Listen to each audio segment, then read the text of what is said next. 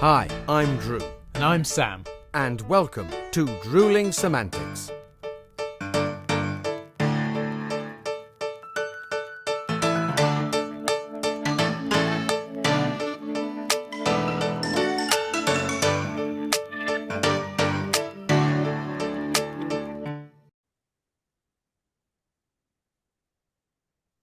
Oh!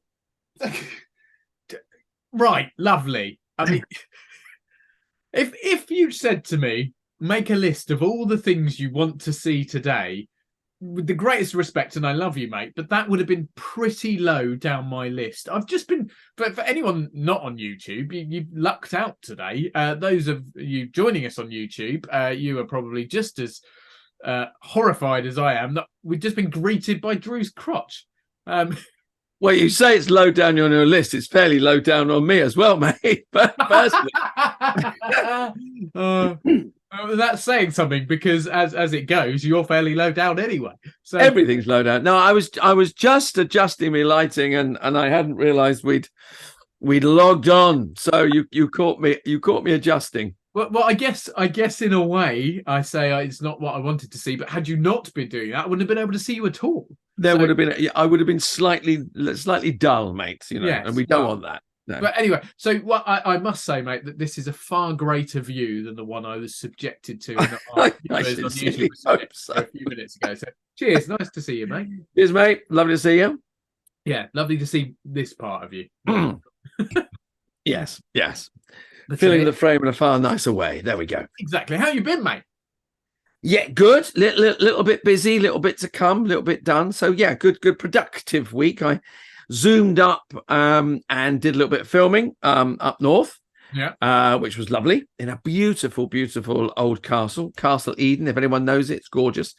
Whereabouts is that? Just outside Hartlepool. Oh God, very north. Yeah, 4.5, nearly 5 hours drive up there. So I went up the night before, got myself a nice hotel, chilled out, had a look at the lines and everything, and then filmed, were done by midday, which was lovely. It was the units. They've been shooting over here for, I think they said 12 days. So they were back to the States for the last 3 days filming, which is in Utah. I don't know why. Very nice. But yeah. So from Hartlepool to Utah, it's a little bit of a, you know. It's a bit more than 4.5 hours, that one.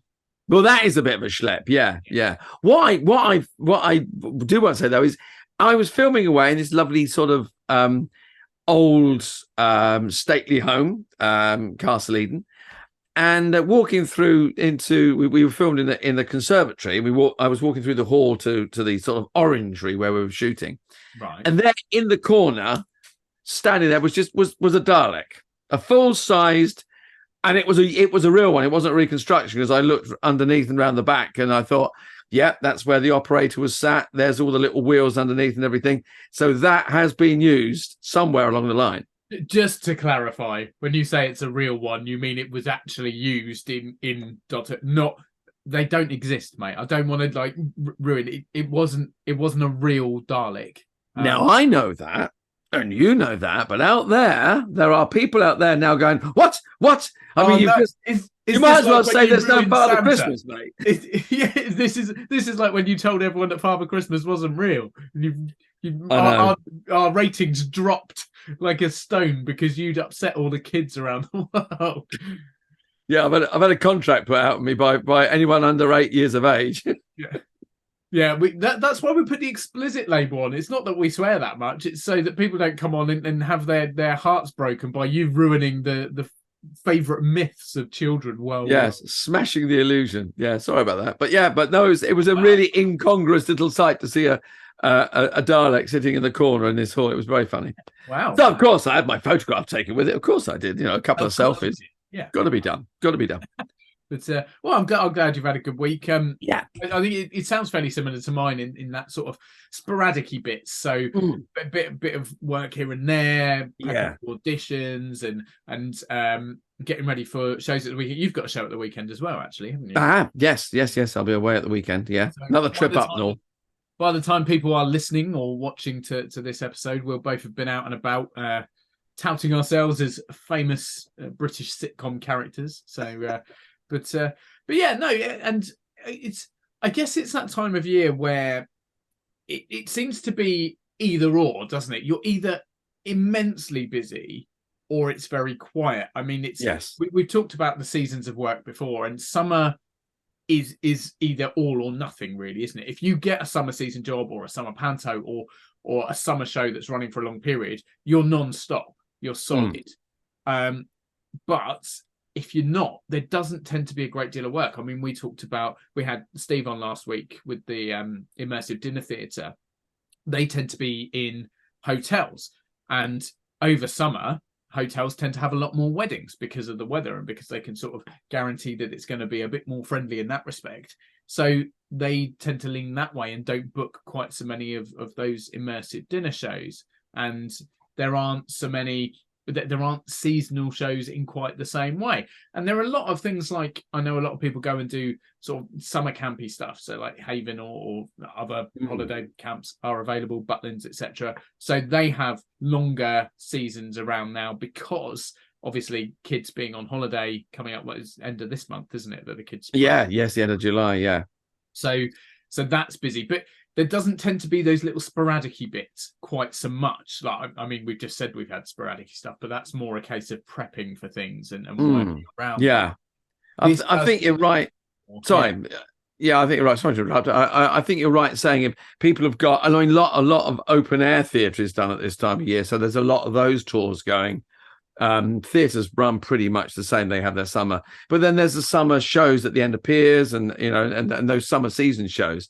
And then because I think it's interesting, isn't it? Because you say, and I think we've discussed a little bit about this before, but no, the interactive stuff is quite seasonal because people will go away. If they're in a hotel, they're in a hotel because they're on holiday, or they're in a restaurant because they are on holiday and they're eating out or something. But they're not going there to have a celebration or to have, an event at Christmas, for instance, or Easter, which is, earlier in the year. So a lot of what we do, those kind of jobs, there are a lot less of them. I mean, I've got for that kind of work, quite a quiet August for that work. But because children will be on holiday, the work that we do at the other venue, our watermill venue, will be doing more aimed at children during that time for the holiday period. So you do kind of flick what you do around. I mean, I never noticed it, but I think the work that we do, or the work that I do, is becoming more seasonal. It changes. Yeah. We've always said, haven't we, at Christmas, if you're not doing panto or you're not in a grotto, there's pretty much nothing around. Not a lot, no. And equally, unless your panto runs fairly long, come January, again, it's pretty dead because people are sort of recovering from Christmas, so money is fairly tight, and it's not so busy everywhere. Likewise with summer, as you say, lots of families go away, so they don't have the time to do those little things because they've got holidays or they're constantly doing things with the kids. So if you're not doing child-related performance, then actually that slims down quite a lot as well. But very interesting. Yeah, it is. But speaking of interesting, what interesting stuff is in the news, Drew? Come on, hit me. Well, there's not been a lot of there's shows opening, closing. There's lots of reviews and stuff. But unfortunately, sadly, we do have to pay tribute to quite a few actors this week that have passed away either this week or fairly recently. A little while ago, I don't know, we were caught up in other stuff and other news, or it fell between episodes. But the lovely Angela Thorne passed away a couple of 3 weeks ago. And she was a fabulous character actress, best known for Marjorie in To the Manor Born. Yes. But I look back because I thought there's got to be more to this lady than that. And she did a very fine line in there was Armchair Theatre and Play for Today, and things like Tales of the Unexpected. I don't think she did any Tales of the Unexpected, but she played very poised, very cold, very classy ladies, but with a slightly darker side or a colder edge to her. I mean, she was very, very, very, very. I mean, back in the 60s, 70s, and incredibly attractive woman. But she played these very cool, very laid back, PA to a boss, but she had a darker side. Yeah. Yeah, she did a very fine line in that. So a great actress. And would I be right in thinking she did a few of the soaps? Is that right? Am I remembering correctly? She jumped. No, that she might have done. I don't know her from that. She might have done as she got later, but she could well have done. But if you're thinking of a soap, am I getting my actresses crossed here? Is this you might have, because also the earlier this week, a few days ago, the lovely, I mean, she was lovely, Meg Johnson, who latterly of Emmerdale, that's who you're thinking of. That's who I knew there was someone in the news. Yeah, that was it. Yeah, Meg was very recently, sadly. And she was, but I think her most recent was Emmerdale, and she was in that for many a long year, and stunning. But she was also in Brookside, and later than that, Coronation Street. So she was a real. I mean, I loved her because she was larger than life, but so believable. You see these women; they are everyone's grandmother, everyone's mum, auntie. Do you know what I mean? And you think, I so believe her. And they gave her some fantastic storylines in Emmerdale, but she was always very believable. And that's she brought an element of truth that you went. And also, I mean, she became a national treasure. She was much beloved. So we wish her family and friends, sadly, but R.I.P. Meg Johnson. Yeah. A bit of news, and people may well have seen this, but way back in January, the lovely actor, the wonderful actor, Julian Sands, he was a great rambler, walker, climber, and he lived in America, and he was lost around about January. I got it written down here, mid-January. He was climbing and walking in Mount Baldy in I think that's California. I'm right in saying. And there was a search launch for him. Now, but everyone was saying he was very, very capable. He really knew what he was doing. He wouldn't be going out there and doing this, just chucking a rucksack on his back and a pair of trainers and trolling off and not doing it. He was a very experienced climber, walker, explorer. Yes. And loved it, really loved it. Sadly, his body was found, or remains were found and identified a week or so ago. So we say goodbye to Julian Sands, who was, I think, he had that kind of louche Englishman. He was of the Anthony Andrews, the Jeremy Irons. Yes. He was very famous for A Room in the View, Boxing Helena, which was a quite a controversial film, and The Killing Fields. I mean, he was, he had a very, very, broad range. So that was a very sad loss. And I don't know, it's one of those things. I'm kind of glad for his family, but also we can put him to rest. I don't know how you feel about that, Sam. It's a difficult one, isn't it? Because you obviously hope you are never in that position, but to try and put yourself in the family's shoes, you're weighing it up, aren't you? The knowing that person is never coming back is incredibly sad. But is there an element that goes, I'd rather know that than never know, than be kind of hanging on and thinking, and it's impossible to answer really if you are not in that. If you're not in that situation, But it has to be said, you do quite often hear from people like this, and I watch quite a lot of sort of like crime documentary things and missing people and murders and stuff like that. Quite often you'll hear the families say there was a relief element, or at least we know. And that almost takes some of the, and it sounds awful, but some of the burden off at that point. You can come to terms, you can make peace with what has happened. You'll never get that person back, and it will never be the same again. But you can almost kind of go, we've hit a point now where we know what has happened, and you can say goodbye. I suppose that's it. You can, it's that. I mean, I think everybody would have gone, well, given the conditions, because it was extremely cold up there, and it's, and the conditions would have been very difficult, which is why I believe at one point they called the surge off, because there was just no way they could get any, air coverage or anybody on the ground. And you've got to know as a family, you'll be going, I think we need to say Julian has passed away. Yeah. But to be able to say goodbye, that's what I think I would want in that situation. Yeah. But tricky one. It is. And lastly, only because it was made one of my very favorite films, is Alan Arkin.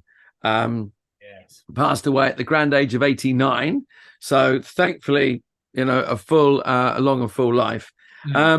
Very famous for me. One of my very favorite films is Catch-22, the anti-war film. Wonderful book, and he was just brilliant in that. And there were some amazing actors, that were in the film with him. But I think that was one of, if you haven't seen it, anybody out there, 1970s Catch-22 anti-war film, see it. It's brilliant, and it'll make you go, really? He was an Oscar winner, wasn't he, as well? He won the Best Supporting for 2007. I'm looking at notes here, people. 2007, Little Miss Sunshine. Oscar for... He was superb. Absolutely stunning actor. Had a great off-the-wall quality to him as well. And a very dry comic side, like very sort of... Yeah. In fact, definite rarity. I sat down and watched a film the other day, and it very, as I say, very rarely happens, because it's almost weird, but because so busy doing other things, to find the time to sit down and watch something, or to get involved in a series or whatever, is very difficult. But I found I had a spare moment, and flicked over and I saw what's it called? Going in Style, I think it's called. The Going in Style, yeah. Which was Alan Arkin, Morgan Freeman, Michael Caine. Fantastic comedy film about a bank heist, but elderly people performing this bank heist. But okay.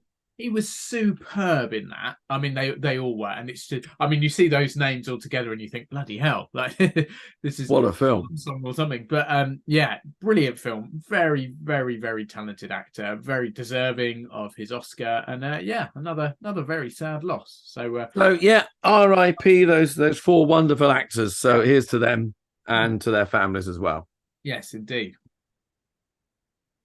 Hang on a minute. I mean. I'm going to take a little diversion here. Go on then. When do you get time to sit down and watch anything? It's difficult, isn't it? Because, but I mean, and I think, I can't remember if I mentioned this last week before or something, but I've certainly recently mentioned it, or even if it wasn't on air, it might have just been to you. But I got asked by someone how many hours I work a week, or to put a rough, and it's impossible to do, because we are lucky enough to work in an industry that we adore. But it is the most all over the place, unpredictable. So today, obviously, we're recording, and then we've got a kind of other bits we've got going on later on. So you could argue, well, from the minute we log into Zoom to the minute we turn that off, that's a period of time, and that's what we've worked. But the 4 or 5 hours before we started or whatever, and your phone's on and you're waiting for emails or messages, or you might be checking casting sites. So in theory, other than when we're asleep, we're always working. And I know you're not working in the sense of you're massively immersed in whatever you're doing, but we're never really off duty. And I think actually we talked about it, didn't we, when we did the holidays episode? Yes. Going away and things like that. But so finding time to chill out isn't quite so easy. That said, and before we have people writing in and complaining and blah, blah, blah, I get it. My job is something that I love, so I don't perhaps need as much downtime away from what I do. So I'm very lucky. But yeah, so it just so happened the other day that I flicked around, and on TV happened to be this movie, and I'd seen it before and love it. And it's certainly not something you can plan quite so much, I would say. No, I mean, I started watching, I hadn't before, but I started watching, The Unwelcome Guest. I started watching Netflix, and having time then to go, I've not seen that series, I'm going to binge watch that. I did that with when I was on tour, sitting in digs at night. You get home after rehearsals, do a bit of work, learn your lines, sit there and twiddle the thumbs. And I caught up with all the Peaky Blinders and I watched all that lot. Yeah. I also, my landlady at the time was a huge Peaky Blinders fan and kept saying, you've got to watch this, you've got to watch this. If I didn't, I think she would have put something in my tea. So I watched it. Yeah. But I mean, that's that. I think if, I'm a big fan of fantasy novels, as you know. So I've always got a fantasy novel of some description on the go. And I'm reading a book called Storm March at the moment, which is four books, about 800 pages long. So I'm going to be plowing through those for a little, and I'm able to pick up and put down. I do love if you've got 2 or 3 hours, or if I come in after I've been working, and I'm like you, I'm still buzzing a little bit. Yeah, I like to sit with a cup of tea or a small scotch and read for an hour or so, and that chills me out. I enjoy that. And it's kind of a hobby. I'm reading another book actually called Order of the Day, and this was given to me to read by director of a show, The Lady Killers. So he said, read this, and he said to me, it should be a play, it should be a film, and it's set in the war period of the war, and it's excerpts, little snippets of history. And it's right. What if this went that way? What if it went that way? And weren't these people bloody idiots? Which kind of ties in with the Catch-22 Alan Arkin thing of this. It's a very, although these are historical moments, they actually happened. It's also a sideswipe, and it's very funny. It's very black humor. So it's a great anti-war book as well. But so that's one of my hobbies is reading. So that's. It's interesting because I don't really read. I mean, the last couple of things I've read have been some articles from some social work studies to do with a job that I've got coming up because I wanted to sort of get the background on that. And equally, I read a magazine recently which will link in to something we've got coming up next week, but I'm not going to say anymore. But yeah, so shush. But Spoiler alert. Yeah, I tend not to read very much because I get so immersed, I end up not being able to put the damn thing down, whether it's good or not, because I'm just like, right, no, I've committed now. And then I'll discover that, oh, God, it's 4 o'clock in the morning. What a waste. And, oh, now I've got to get some sleep and whatever. But I think it's difficult because you absolutely need downtime. But I tend to find that I often combine the two. So, for example, I've got a show coming up in the near future where I play a parody of James Bond, which I'm very much looking forward to. If anyone happens to be watching that's involved in the Broccoli Empire, I'd quite like to be the real James Bond. But anyway... Still open, apparently. Well, yeah, still open. Yeah. Mr. Craig is vacated, or has he, or will he? Well, we don't know. Paycheck might increase even more, and then he might go, oh, well, I could probably afford to do one more. Yeah. But I've now completely shot myself in the foot if I ever want to work as James Bond. But yes, so I'm doing a show where I play a parody of James Bond. So I am a big James Bond fan, very much like the movies. And I'm taking the time when I can to watch back through some of the movies to kind of get some tips almost and to gain some ideas. As I said, it's a parody, so it's a comedy. It's very silly. But equally, when you're playing a character that already exists, regardless of whether you're hamming it up or whatever, you still need to be convincing. So I'm sort of combining my love for my job, my need to do my job, and my interest in watching action movies, and in particular James Bond, all into one thing. So arguably it's research, equally it's downtime because I'm not having to concentrate so hard. And because I'm familiar with, I think I've seen pretty much all the James Bond movies, I'm already familiar. So it's not watch first time, fully concentrate, kind of understand the story, that sort of thing. So there's a whole multitude of ideas going in there. But I can almost sort of afford the time a bit more by it being multi-purpose, if that makes sense. So while it is downtime, it's also work-ish. But it's a busman's holiday, isn't it, really? Busman, I was going to say, it's a busman's holiday. Do you, I mean, I talked about reading and that. Do you ever sit down and read plays? As you know, because that I got into it. I do and I don't. If I do one and I go, I don't know this guy's work or this writer's work, then I'll read it, and I may read another play. But I'm not a sort of take one off the shelf, read it for pleasure kind of. I don't know why. No, I would say certainly not enough. No. The minute you get cast in something, or there's an opportunity to get cast in something, straight away, definitely in there to make sure. And for example, years and years ago, and everyone that's ever seen an episode of Drewling Samantics knows this, but I was in the Full Monty, the musical, and I hadn't seen the film until that audition came up. So I watched the film as part of my preparation for my audition, and obviously loved it. It's a fabulous, fabulous film. So it was something that perhaps I'd always thought I will watch, but I just never got round to it. And then maybe the casting sort of pushed me towards doing it a bit more. Plays, no. I don't know what it is in particular, but I just, again, maybe it's time related and trying to sort of nurture myself. And I guess sort of related, I find myself listening to soundtracks from musicals more so. Okay.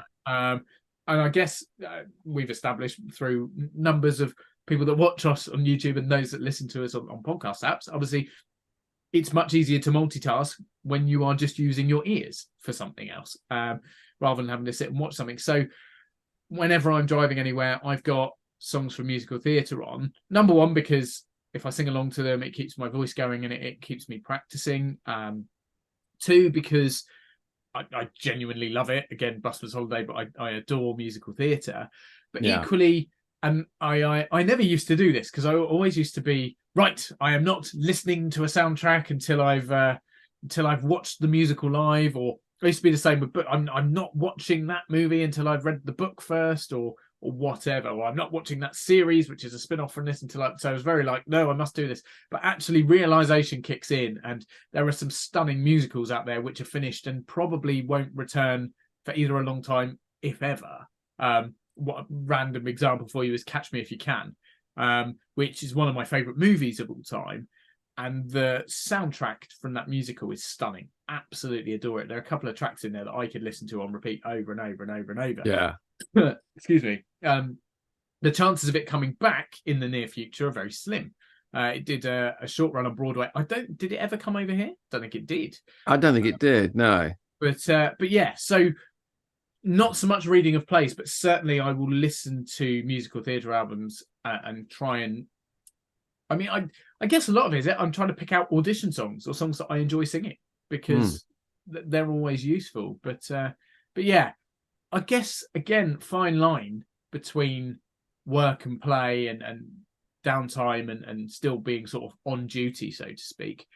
But to sound like a broken record, we love what we do. So I guess it's only makes sense that our downtime is still related to what we do because it's equally fun. So. Well, I suppose we are always going to be involved in what we do because we're in the entertainment business. You turn the television on, you know that I've always got if I'm watching something, I've got a half critical eye on on what's going on. I mean, I didn't watch it during lockdown, etc., but I've been watching a bit of Staged with David Tennant and Michael Sheen. Yes. Which in light of what we do with the podcast and doing stuff over Zoom, I kind of like. I think this is. I didn't know whether I'd be interested. I didn't know whether I would enjoy it, but I quite like the irony of it and the fact that actually they are able to take the mickey out of each other. Two actors that are top of their game, and I've also been watching a little bit of Michael Sheen because I've got a reading of Under Milk Wood coming up in a couple of weeks' time, the Oxford Festival. And I watched some of his interpretation of Under Milk Wood, which is stunning. But it's always going to be a busman's holiday because we're always would I do it like that? I mean, I don't know what I'm interested in. I mean, I'm a sucker for a bit of hype. And I do sort of have my little sort of guilty secrets of, get on Netflix and go, I've not watched Wednesday. Shall I watch? And I quite got into it, I have to say. It's quite interesting. As I said before, I'm quite a fan of, fantasy, sci-fi and that kind of stuff. And it's a little bit of bubblegum for the brain. I haven't yet watched any of it. That's going to be a put my feet up after a long week's work and start watching the new series of The Witcher with one of my favorite actors, Henry Cavill. I think he's great. But it's his last season of his third season, so it'll be his last season. I don't know what he's done to upset anyone, but he's last season of Witcher. He's not Superman anymore. I know. I think he's brilliant. Absolutely. Is he going to be James Bond? Are they clearing the decks for Henry to be James Bond? Doors. I said that he just looks like a Bond, doesn't it? He'd be a great Bond. Fantastic. I think he's kind of going back to the twinkle in the eye kind of Bond. I think it harks back to the Sean Connerys and Roger Moores. I was going to say, is he comparable? Because Sean Connery's definitely did, God rest him, some sort of charactery things and stuff like that, and those edgy bits, but then the suave stuff, and I can see Henry Cavill doing it. He would be one of my favourites. I think if he did, I would go back to the franchise, because I switched off a bit with Daniel Craig, I have to admit. But I like Henry Cavill. I think he's got that twinkle and wit about him that I tell you what, if it's not me, I'm supporting Henry. Mate, if it's not you, I'm going with Henry. There we go. So it's decided then. So the Broccoli Empire and the producers and the team behind James Bond these days, we've made the decision. I'm waiting by the phone, but I'll understand if you go Henry Cavill, because he's perhaps a tad more well known than me. I'll get on the phone and start the campaign for you, mate. I mean, to be fair, we are in a cost of living crisis, and I can guarantee I'll charge less than Henry Cavill. Careful what you say. Careful what you say, mate. Don't sell yourself short. I'm not, but I'm pretty sure I can charge less than Henry Cavill. Oh dear. Nice one. And I think we should probably end on that note of me being more affordable than Henry Cavill. I think it's a fairly obvious statement. But so no, a good chat today, mate. I've really enjoyed that. Really enjoyable stuff. Really enjoyable stuff. Yeah. And I'll tell you what, should we have an enjoyable chat next week? But should we add someone else into the fray? Why not? I think it's time we brought back a guest. I mean, let's get a guest on. Let's have someone new and exciting. Exactly. And someone who's passionate about something that means a lot to us. How about that? Something that we've had a fair amount of involvement in. Oh, hello. Shh. I'm Mr. Spoilers today. Hold back, mate. Hold back. We'll leave it at that cryptic level for now. But yeah. So until next week. Thanks everyone for tuning in. Cheers, everyone. Hope you've enjoyed, and join me, Drew, and somebody else next time. See you later. Take care, everyone. Cheers. Bye.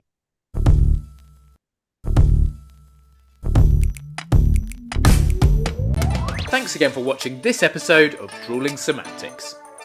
Please make sure you subscribe to our channel and turn on notifications so you never miss a new video. Don't forget, we're also available as audio only. Just search Drewling Samantics in any good podcast app. And please support us on social media. All our links and handles are on screen now. We love welcoming new followers and subscribers, so why not share with your family and friends so they can join in too? Thanks very much. See you next time.